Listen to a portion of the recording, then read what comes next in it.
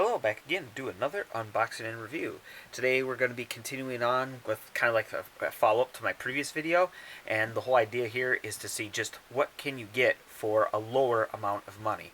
I know there's a great mechanical keyboards out there designed for gaming and they're awesome, but I want to see just how high do you have to go in the price range before you get to something that's decent. Alright, so what did I get? I got the T20. I did have this imported. And so this is kind of what we're dealing with. And I'll zoom in on these little icons. Alright, so it has suspension caps, hollow character. Not really quite sure what their meaning is. That the font on the keys, or is the cap hollow? Well, I guess we'll find out later, right? And what does it say here? Rainbow backlight. Well, yeah, of course. And so if you see here, it kind of has this in like a gradient, kind of like a rainbow. And what does it say here? Laser carving, hollow character. Okay. Suspension mechanical feel. Alright, so I'm assuming this isn't an actual mechanical keyboard, which would make sense with the price paid. Alright, so here let's go look at the back. There you go. Focus. Okay. And if you look here, it seems like you have like shortcuts. Okay. And then kind of just the picture on the back there. And let's see, what are these caps? So we saw those icons already. There are your requirements. And alright. So, okay. Alright, so overall impressions of the packaging, it's actually pretty good. I like the almost or scale photo of the actual item on the front here, black and yellow. Obviously a very good color combination. Kind of gives you that, stands out, kind of like a caution sign or something to that effect. And yeah, and it seems to be translated actually pretty well, or at least good enough, so English speaking markets can pick it up and know what they're buying. So great, so let's get into the unboxing. Alright, so it wasn't taped or anything, we just have these little pop-up tabs here. There's one. And two. Okay. Okay, comes wrapped. Nice. Alright.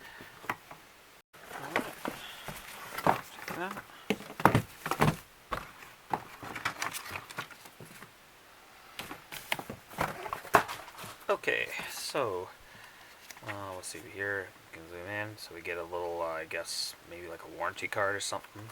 And there, yep, warranty card. And there's English on the back side there. Okay, the keyboard itself.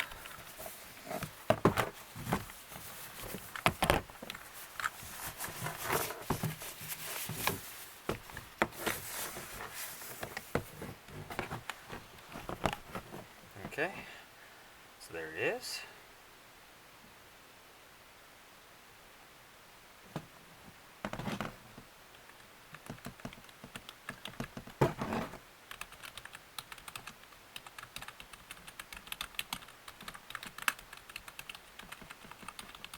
Feels pretty good. And then the back side.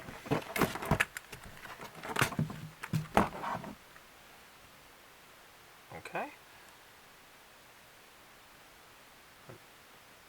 Keyboard. I like my keyboard. Alright. So the plug is obviously USB-A male. Okay. It is obviously a wired keyboard. Alright.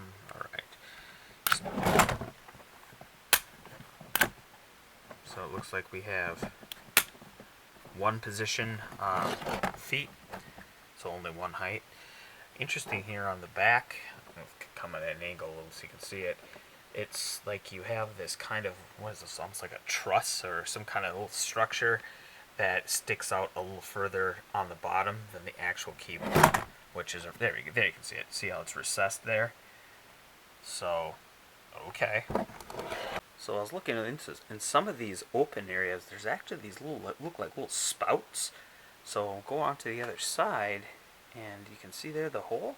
So it has like drain holes. So, oh, and there's also one on the other side of the keyboard too, on the other end of the keyboard. So yeah, all right. That's interesting. All right, so that's that. Now let's look at the side of these keys here. try to get out of the shadows. Here we go. So you can see how they are, like, they do stand up quite a bit. And I assume the light will radiate out from those clear parts. Of course, we'll see when we actually plug it in. Alright, well, good to know it passed quality control. Alright, so there is, I will say it feels kind of light. I'm going to go ahead and weigh it, and I'll put the weight up there in the corner. Alright, so here we have it plugged in. The keyboard lights are off, and the room lights are low to medium. Okay, now I'll keep the room lights the same. I'll put on the keyboard's lights. There's what you get.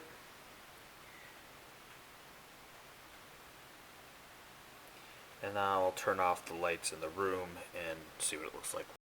Alright, and here it is with the room lights off, the screen off, and pretty much just the keyboard. I have a little a light coming from the closet, but other than that, the room is basically dark, dark, dark. So this is what you're seeing. Alright, so I'm going to take you down to the bottom of the keyboard and go to the side.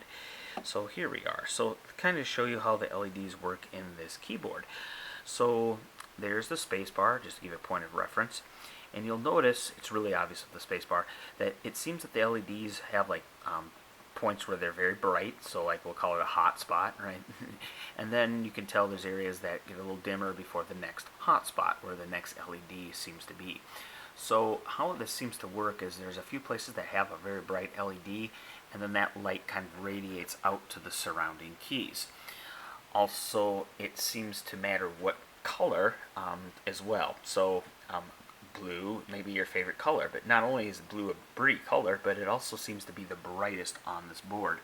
So let's just take a look at these keys, which are very much illuminated, compared to, let's go to the red side, and there you go. You can see the difference. It's even kind of hard to make out. Well, you can see A, S, D, but then the F is like very faint, right? G and whatnot. And then, so yeah, so the color does seem to actually matter here for more than just what's your favorite color, but also how easy the key is to see.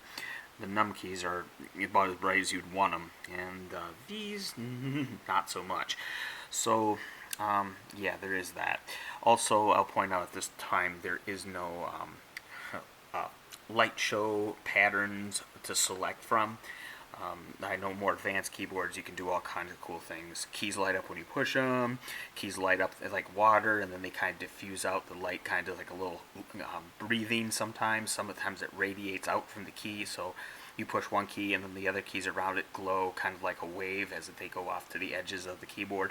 Cool little fancy stuff like that. This one does not have it. You get two options. Lights on, lights off. So there is that. And alright, so now let's talk about the actual key feel and responsiveness, because after all, you're getting us to type, right? So, and use it as an input device. Alright, so now, first of all, the keys do travel down and up, and they come back relatively quickly, so that's good.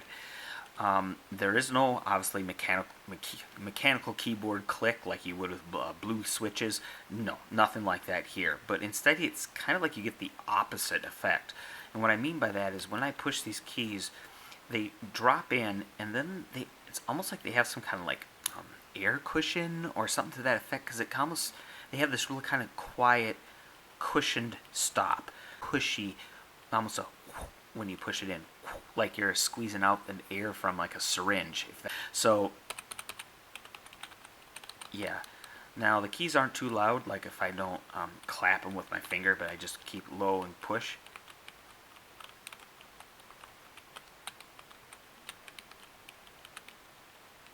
So it's pretty quiet. The feel is fine. The responsiveness seems there. I did try a few of the shortcuts with the holding the function, and then some of these up here, like you can pull up the calculator and whatnot. Those seem to work, so that's good. So yeah, now talking about this area here, this name plaque, you've already seen how it nice and illuminates and all that.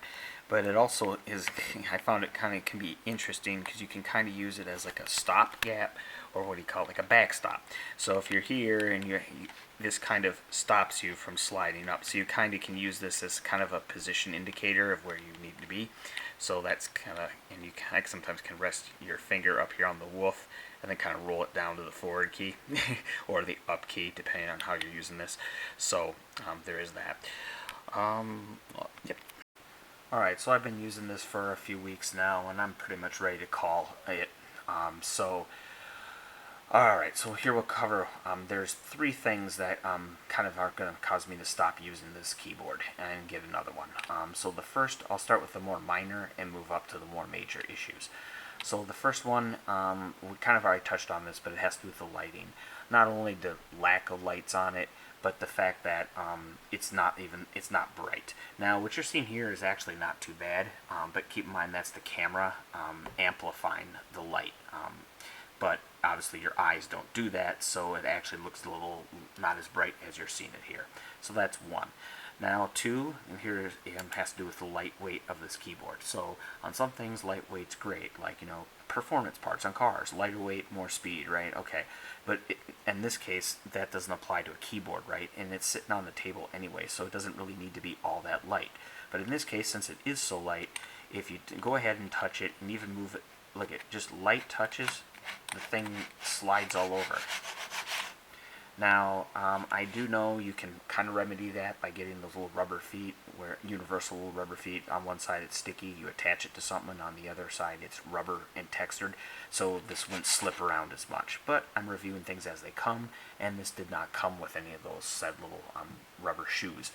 So with that being said, that's another issue. Now, but probably the most major one, and this is where I kind of said no for this, is wake up of the PC. So the PC right now, you can see it's gone to sleep, the monitor's off, and now of course with any other keyboard, if you touch this any key, it should wake up the computer. Okay, so here's me touch the spacebar, and look what's happening on the computer screen, the monitor. No wake up. Alright, I'll put another key. Let's try enter, right? Alright. Nothing. So now what I have found is if I mash on the keys for like a while, I'm not sure if it's a time thing or just the amount of key presses, but eventually the keyboard will, it's weird, the lights will turn off, and then at that point I can use it again, and then you can turn the lights back on. And it doesn't really have to do anything with the lights. That's just a kind of little signifier that something clicked because it changed, right? So here we'll go to, I'll push the light button just to show you what I'm talking about. So right here is where you would push to turn on and off the lights. See how they're not responding?